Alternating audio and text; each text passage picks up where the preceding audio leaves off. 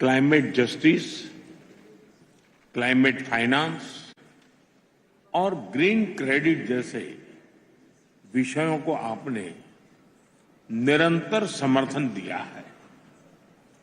हम सभी के प्रयासों से ये विश्वास बढ़ा है कि विश्व कल्याण के लिए सबके हितों की सुरक्षा आवश्यक है, सबकी भागीदारी आवश्यक है। फ्रेंड्स, आज भारत ने इकोलॉजी और इकोनॉमी के उत्तम संतुलन का उदाहरण विश्व के सामने रखा है। भारत में विश्व की 17% आबादी होने के बावजूद 17% आबादी होने के बावजूद ग्लोबल कार्बन एमिशंस में हमारी हिस्सेदारी ओनली 4% से भी कम है। भारत विश्व की उन कुछ इकोनॉमीज में से एक है जो एनडीसी टारगेट्स को पूरा करने की राह पर है। एमिशंस इंटेंसिटी संबंधी टारगेट्स को हमने 11 साल पहले ही हासिल कर लिया है।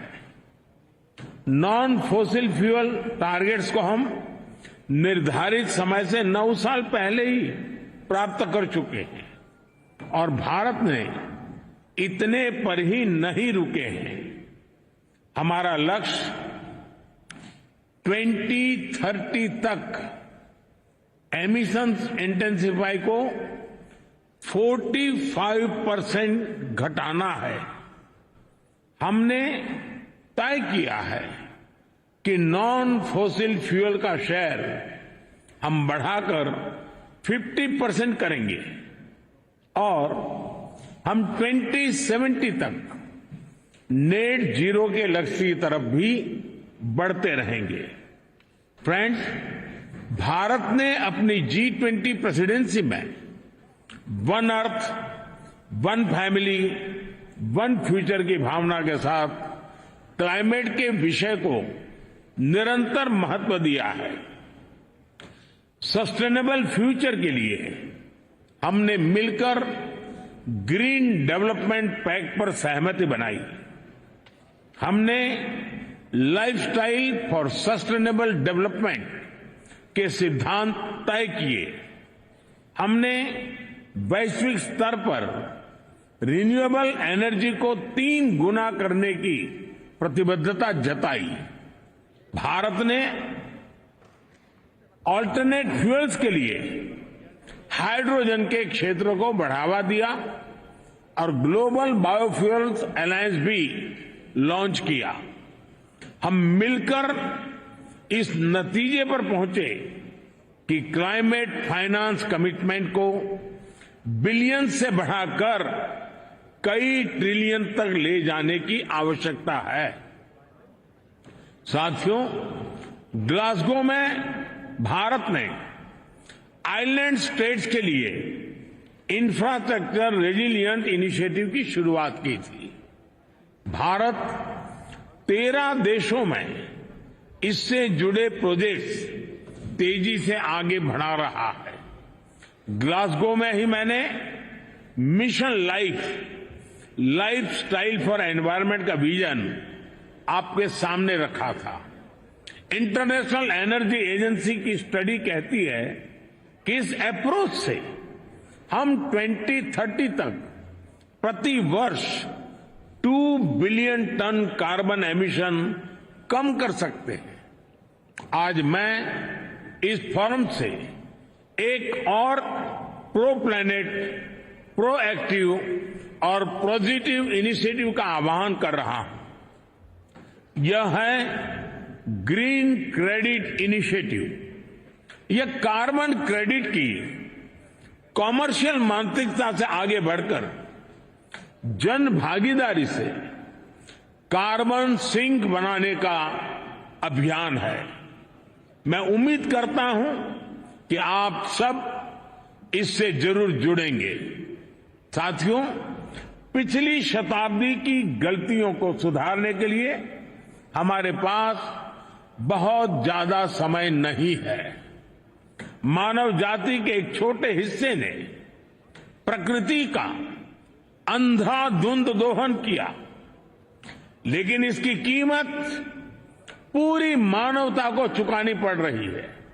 विशेषकर ग्लोबल साउथ के निवासियों को सिर्फ मेरा भला हो, ये सोच दुनिया को एक अंधेरे की तरफ ले जाएगी।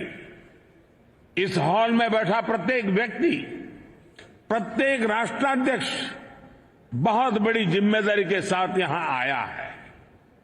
हम में से सभी को अपने दायित्व निभाने ही होंगे। पूरी दुनिया आज हमें देख रही है, इस धरती का भविष्य हमें देख रहा है। हमें सफल होना ही होगा। We have to be decisive. हमें संकल्प लेना होगा कि हर देश अपने लिए जो क्लाइमेट टारगेट तय कर रहा है, जो कमिटमेंट कर रहा है, वो पूरा कर कर ही दिखाएगा। We have to work in unity. हमें संकल्प लेना होगा कि हम मिलकर काम करेंगे, एक दूसरे का सहयोग करेंगे, साथ देंगे। हमें ग्लोबल कार्बन बजट में सभी विकासशील देशों को उचित शेयर देना होगा। We have to be more balance. हमें यह संकल्प लेना होगा कि adoption, mitigation, climate finance, technology, loss and damage, इन सब पर संतुलन बनाते हुए आगे बढ़ें। We have to be ambitious. हमें संकल्प लेना होगा कि एनर्जी ट्रांजिशन जस्ट हो, इंक्लूसिव हो, इक्विटेबल हो। We have to be innovative. हमें यह संकल्प लेना होगा कि इनोवेटिव टेक्नोलॉजी का लगातार विकास करें, अपने स्वार्थ से ऊपर उठकर दूसरे देशों को टेक्नोलॉजी ट्रांसफर करें, क्लीन एनर्जी सप्लाई चेन को सशक्त करें। Friend, Bharat UN framework for climate change process के प्रति प्रतिबद्ध है। इसलिए आज मैं इस मंच से 2028 में COP 33 2028 में COP 33 समिट को भारत में होस्ट करने का प्रस्ताव भी रखता हूं। मुझे आशा है कि आने वाले 12 दिनों में ग्लोबल स्टॉक टेक की समीक्षा से हमें सुरक्षित और उज्जवल भविष्य का रास्ता मिलेगा। कल लॉस एंड डैमेज फंड को ऑपरेशनलाइज करने का जो निर्णय लिया गया है, उससे हम सभी की उम्मीद और बड़ी है। मुझे विश्वास है यूएई की मेजबानी में ये COP 28 समिट सफलता की नई ऊंचाई पर पहुंचेगी। मैं मेरे brother his highness Sheikh Mohammed bin Zayed और संयुक्त राष्ट्र संघ के secretary general his excellency Guterres को मुझे ये विशेष सम्मान देने के लिए विशेष रूप से आभार व्यक्त करता हूं। आप सभी का बहुत बहुत धन्यवाद। तो आप सुन रहे थे प्रधानमंत्री नरेंद्र मोदी को जो COP 28 समिट को संबोधित कर रहे थे। दुबई में ये हो रही है बैठक, और यहाँ से एक बड़ी खबर जो निकल करके आई है वो ये है कि PM नरेंद्र मोदी ने ये पेशकश की है कि भारत 2028 में COP 33 को मेज़बानी करने के लिए तैयार है। तो ये बड़ी खबर यहाँ से निकल करके आई है, जहाँ PM नरेंद्र मोदी ने ये पेशकश की है कि भारत मेज़बानी करने के लिए तैयार है COP 33 की 2028 में। इसके साथ साथ उन्होंने तमाम मुद्दों पर चर्चा की है। विस्तार से उन्होंने बताया कि किस तरह से भारत जो है वो प्रतिबद्ध है फॉसिल फ्यूल का जो शेयर है उसको 50% करने के लिए, नॉन फॉसिल फ्यूल को शेयर का 50% करने के लिए, और साथ ही one earth one family climate issue के बारे में भी उन्होंने बातचीत की है।